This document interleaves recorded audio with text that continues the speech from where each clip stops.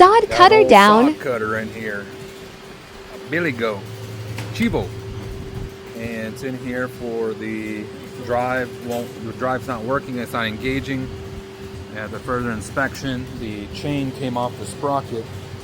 So I was able to look down in here and be able to see that that chain, I popped it back on that sprocket there, but it came off because the wheels are doing this number, like a hot dog down a hallway. So took the wheel off, and that's supposed to be a bearing right there.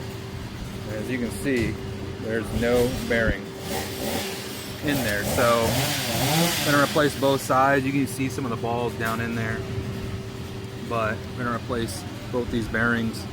Had to get this wheel off, which was a beating. But if you don't have a steering wheel puller, I was telling Steve Small Engines about this the other day. If you want to use those on those Skag collars, works pretty good, but just use it to pop this wheel off because there's slots in there to be able to put your puller. I mean, it was just wide enough. I need a larger one actually, but they're called steering wheel pullers, and it comes in a kit usually with a bunch of hardware, even a little point, but they're kind of a lifesaver, and they'll come in handy. But I was able to get that wheel off there. That was the hardest part. But we're going to replace these bearings and on both sides. Also had to take the knife blade off as well, and you can see that thing was damaged. I had to cut the bolts off with a knife blade. You know, the usual stuff here, but we'll get these things ordered and get this thing rebuilt.